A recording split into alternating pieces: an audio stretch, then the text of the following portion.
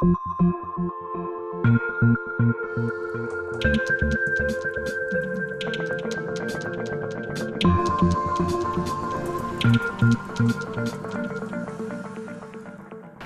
tal? Les habla Jorge Gestoso.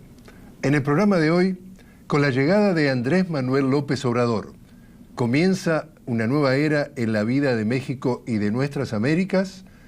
Se lo preguntamos a Eric Hershberg, director del Centro de Estudios Latinoamericanos de American University. Eric Hershberg, una cálida bienvenida al programa. Gracias por la invitación.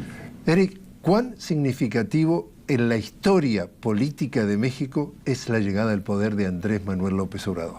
Pues es muy importante en la historia de México, ya que representa un cambio de rumbo con respecto a los anteriores presidentes, tanto del Partido Revolucionario Institucional como del PAN, ¿no? Los dos partidos que han gobernado en México, no solamente desde la transición a la democracia en principios de este siglo, sino gran parte del siglo pasado.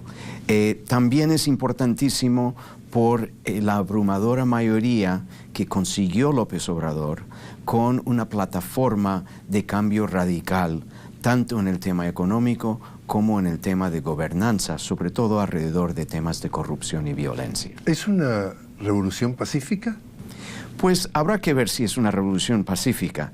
Hay que acordarse de que López Obrador originalmente viene del establishment político en México. Ahora hace décadas que ha ido en otra dirección, ¿no? Pero es alguien que viene desde el sistema y es alguien que sirvió como alcalde de la Ciudad de México, con sus 20 millones de habitantes, muy exitosamente y tuvo una gestión tecnocrática, uno podría decir. Y entonces en ese sentido quizás no es revolución, pero evidentemente es un momento en que se buscan reformas profundas y la pregunta es si los va o no poder realizar. Nosotros tuvimos oportunidad de conversar con Juan Carlos Monedero. Él es uno de los fundadores del partido político Podemos en España. Y él dice, si bien Andrés Manuel López Obrador, AMLO como le dicen, ha ganado el gobierno, no ha ganado el poder, porque el poder lo sigue teniendo los medios, la banca, las corporaciones, el narcotráfico. Bueno, hay diversos centros de poder en México, como en los otros grandes países de las Américas, ¿no? Y el tener la casa presidencial no implica la capacidad de cambiar todo, ¿no?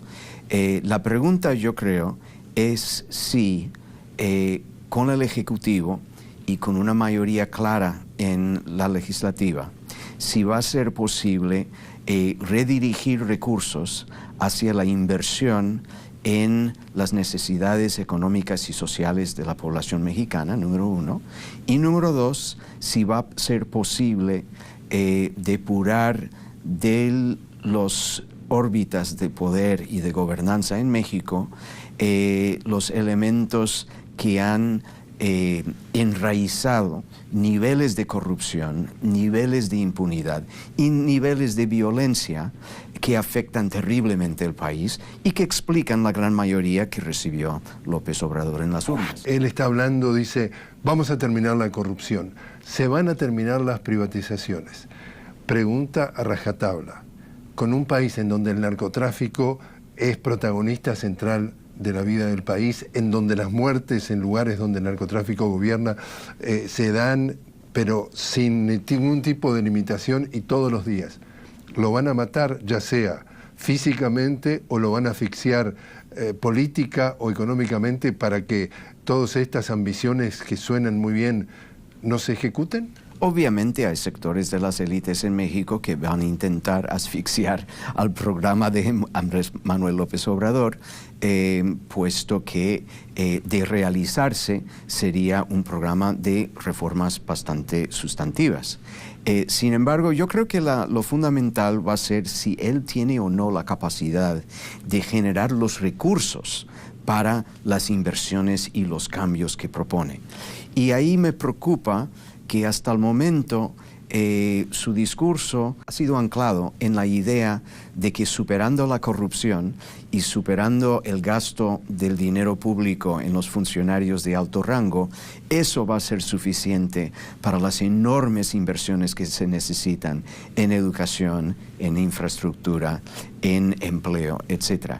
Y eso me parece matemáticamente difícil de creer. Y creo que en ese sentido que las expectativas que tiene gran parte del público, expectativas de que sus posibilidades de vida van a ser transformadas, pueden ser frustradas si al final no hay suficientes recursos para hacer las inversiones necesarias. Juan Carlos Monedero, vuelvo a sus palabras, también dice, la diferencia entre los ricos y los pobres, por lo menos en América Latina, es que los pobres votan cada 4 o cada 5 años.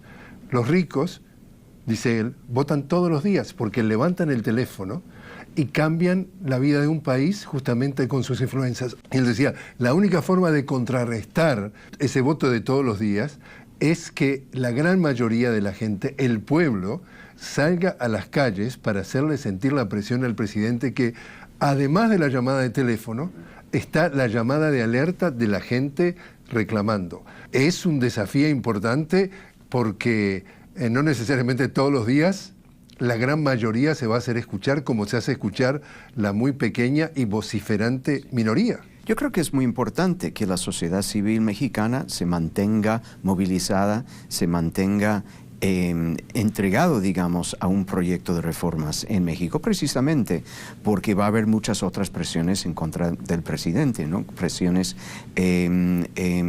que van a abogar para el status quo. Y vemos en la historia de España, que los de Podemos conocen bien, que la falta de impulso desde la calle crea situaciones en que el centro se mantenga al centro en vez de seguir políticas más progresistas. Yo, sin embargo, creo que lo fundamental en este proceso no va a ser tanto la calle. Yo creo que López Obrador va a tener la capacidad en el Congreso de lograr aprobar leyes, de lograr aprobar presupuestos, y el tema va a ser si esos presupuestos y los programas de gobierno que permiten implementar, si logran o no dirigir recursos a las áreas de la sociedad que más lo necesitan y si los dirigen de una forma eficaz y productiva. Y eso no es solamente una cuestión de que no se desvíen por la corrupción, sino también que se invierten de forma eficaz, porque los recursos son limitados y es muy importante que los recursos limitados que tiene México sean invertidos estratégicamente y eficientemente para enfrentar a las demandas sociales que son legítimas y acumuladas. Eric, te invito a hacer una pequeña pausa. Estamos hablando con Eric Hershberg. Él es el director del Centro de Estudios Latinoamericanos de American University. Ya regresamos.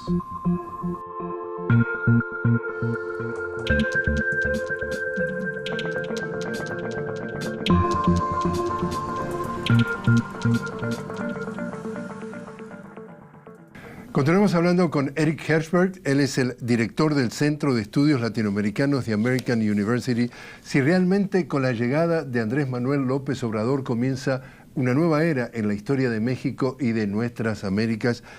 Eric, ya estuvo aquí en Washington en días anteriores el canciller designado de AMLO. Estamos hablando de Marcelo Ebrard. Sí. Estuvo reunido primero con su contraparte, con Mike Pompeo, y luego con la secretaria de Seguridad Interior, Kirstjen Nielsen. Sí. El tema migración, por supuesto, estuvo en el tema de discusión. Y allí la pregunta es, ¿qué podría pasar con ese tema en esta nueva etapa de relaciones? Pues ese tema puede ser fuente de divergencias importantes entre el gobierno mexicano y el gobierno estadounidense. Y eso no solamente porque AMLO está en la presidencia. Lo que tenemos aquí es una situación que sería muy complicado para cualquier gobierno mexicano. Tenemos en la Casa Blanca y en la Ejecutiva una fuerza política para quien la migración y la condena a los migrantes es parte de un proyecto político de proyección de resentimiento hacia el otro. Sobre todo, estos son inmigrantes que no son blancos, que no son anglosajones, como decía Trump mismo, ¿por qué no me envían inmigrantes de Noruega? Y en ese sentido hay una resistencia visceral por parte de esta administración a la llegada de migrantes de Centroamérica. Y esos centroamericanos están llegando por decenas de miles, pasando últimamente en ese fenómeno de las caravanas, pasando por México, llegando a la frontera con Estados Unidos. Y hay la pregunta entonces, ¿qué ocurre? Legalmente, estas personas tienen el derecho de solicitar asilo dentro de Estados Unidos. No tienen necesariamente derecho de recibir asilo, pero tienen derecho de solicitarlo y tener una audiencia por parte de los tribunales en este país para que eso ocurra. Lo que está haciendo esta administración es imponiendo trámites que hacen imposible que la cantidad de personas que están llegando puedan ser evaluados, y eso está dejando decenas de miles de personas en México en una especie de situación de náufrago. En ese contexto, México ha introducido un programa de visas humanitarias que pueden ser solicitados por parte de centroamericanos que podrían quedar un año irrenovable dentro de México, tener derecho de trabajar, tener derecho de quedar. También podrían solicitar asilo en México, aunque eso es administrativamente mucho más complicado y el gobierno mexicano no ha desarrollado la capacidad expandida de evaluar esas solicitudes que va a necesitar si de hecho, como dicen Naciones Unidas, habrán 50,000 pedidos de asilo de centroamericanos dentro de México este año. Así que mientras Estados Unidos, con la ministra de Interior Nielsen, Pompeo de Secretaría de Estado y Trump por Twitter, están demandando que los mexicanos incorporen esa población y no dejen que lleguen a Estados Unidos, esa población quiere pasar por Estados Unidos y tiene derecho de hacerlo, y hay ahí una fórmula para que los dos gobiernos pueden encontrarse enfrentados, a la vez que tienen un problema que es complicado, de hecho, qué hacer con decenas de miles de personas con necesidades urgentes. Así que para ambos países es problemático. Con este gobierno en Washington es especialmente problemático para su contraparte en México. ¿Qué va a pasar entonces, Eric, con la relación en otros temas, como por ejemplo comercio e inversión y por supuesto migración, que son los grandes temas, digamos, de la relación entre ambos países? Sí, pues el otro elemento del tema migración, que yo calculo no va a convertirse en central, por lo menos en los próximos meses, que va a estar enfocado en el tema centroamericano. A medio plazo hay también la pregunta del tratamiento del gobierno estadounidense a los millones de mexicanos que viven dentro de Estados Unidos. Y hay diversos elementos del tema migratorio que en algún que otro momento podrían convertirse en fuentes de tensión entre los dos gobiernos. Pero por el momento, en el área migratorio es el tema centroamericano. Ahora, sí, como sugieres, el área comercio también podría generar tensiones. Andrés Manuel López Obrador estaba determinado a que su antecesor, Enrique Peña Nieto, lograra un acuerdo con la administración Trump para extender, y lo que fue al final era sustituir con una versión algo alterada al NAFTA, a la TLC. Eso se logró, pero hay una nota de pie de página muy importante, que es que ninguno de los congresos lo ha aprobado. Todavía. Y en este país hubo unas elecciones de legislatura en que los demócratas ganaron una de las cámaras.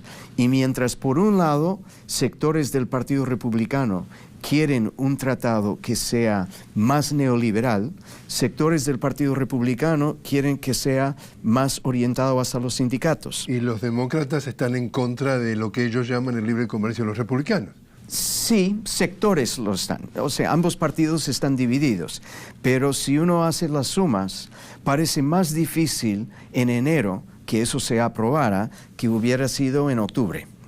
Y entonces es muy posible que en unos meses vamos a estar hablando de la necesidad de renegociar lo que ya fue negociado.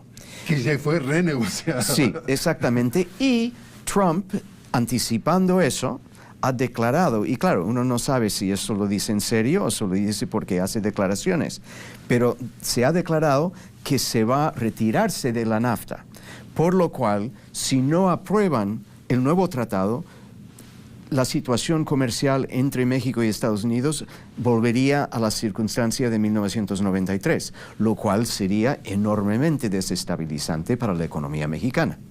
Quiere decir que eso podría traer perjuicios. Podría traer perjuicios muy importantes en diversos sentidos, uno de los cuales aludiste a ello, que es el tema inversión. Yo creo que absolutamente fundamental para el éxito de la administración de López Obrador va a ser poder mantener tasas de inversión privada superior a lo que han sido en los años recientes. Hay que acordarse de que la economía mexicana ha padecido de niveles de crecimiento muy, muy bajo desde hace mucho tiempo. Ahora, eso es sobre todo la mitad de México que no se ha modernizado con NAFTA. Hay una mitad de México que sí ha crecido mucho, pero una mitad no. Y eso tiene que ver con una falta de capital, una falta de inversión. Parte de esa inversión puede que venga de los arcos públicos, pero gran parte tiene que ver con lo privado. Y una interrupción de la relación comercial con Estados Unidos podría erosionar las tendencias de inversión privada dentro de México, que tendría consecuencias muy adversas para el programa de López Obrador. Te invito, Eric, a hacer una nueva pausa. Estamos hablando con Eric Hershberg, él es el director del Centro de Estudios Latinoamericanos de American University, y estamos viendo si la llegada al poder de Andrés Manuel López Obrador representa una nueva era en la vida de México y de nuestras Américas. Ya volvemos.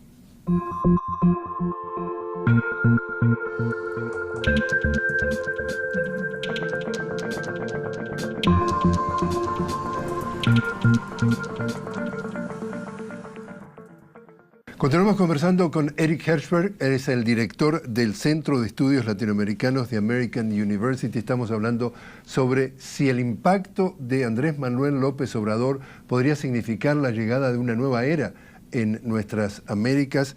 Eric, ¿qué significa la llegada de AMLO, como le dicen en México, para el progresismo de América Latina?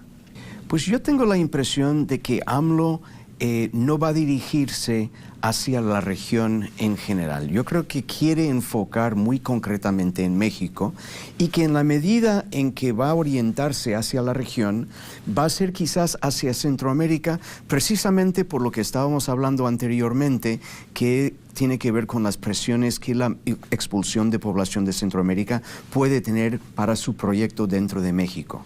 Este es un momento en América Latina donde han triunfado sectores de la derecha en diversos países de la región, y en ese sentido no creo que es momento, como podría haber sido hace 5 años, digamos, de tener alianzas de ejecutivos buscando articular nuevos horizontes para América Latina. Yo creo que él va a enfocar en lo interno.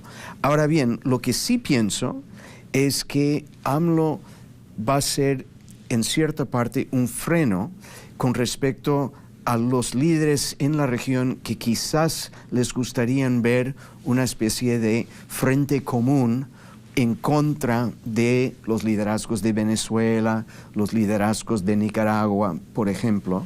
Yo creo que AMLO va a volver a una política exterior mexicana, digamos, del siglo XX, de un no intervencionismo bastante tajante. Ahora, cuento una experiencia que la viví en carne propia. Acá está la OEA en Washington, la sede, y sistemáticamente México, es decir, el representante de México ante la OEA, lideraba activamente lo que se ha dado en llamar el Grupo de Lima, que la agenda era claramente en cada una de esas reuniones tratar de derrocar, precisamente con la ayuda del secretario general Almagro, al gobierno de Venezuela. ¿Eso podría parar con esta llegada de AMLO? Yo creo que por lo menos el Grupo de Lima va a ser menos prioridad para AMLO, y yo sospecho, calculo que no va a apoyar una postura desde la OEA de agresiva oposición al gobierno en Venezuela. Yo tengo la impresión que esta administración de López Obrador va, como digo, volver a una política exterior de México del siglo XX, que era de no intervenir en las dinámicas internas de otros países.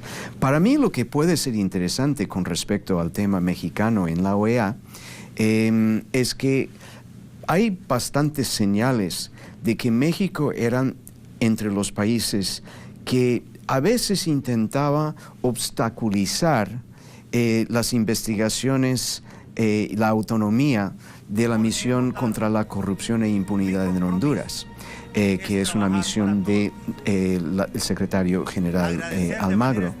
Y una de las hipótesis que se barajaba era que eso era porque el gobierno mexicano no quería contemplar que en algún momento hubiese comisiones exteriores anticorrupción e impunidad en México. Y yo creo que sí va a ser muy interesante la medida en que esta administración se abre a la posibilidad de monitoreo externo en casos de violaciones de derechos humanos. Vemos el caso, por ejemplo, de los estudiantes que desaparecieron, que el presidente ahora ha anunciado que va a haber una comisión de verdad al respecto. Pero cuando había una comisión internacional, la comisión dimitió por las interferencias que les había enfrentado el gobierno mexicano. Yo creo que va a ser interesante cuando miramos la postura de López Obrador con respecto a la región y lo internacional, cómo reacciona en los momentos en que esas posibilidades de monitoreo de la dinámica de derechos humanos y de corrupción en México vienen desde el exterior. Tú decías que muy posiblemente él se concentre, digamos, en los temas de su propio país y eventualmente por añadidura de Centroamérica, que es su región geográfica más próxima. Tú has dicho respecto a la situación de Centroamérica, y leo tus palabras, hay una situación crónica de expulsión de población. Sí, es así, y eso es resultado de un conjunto de factores.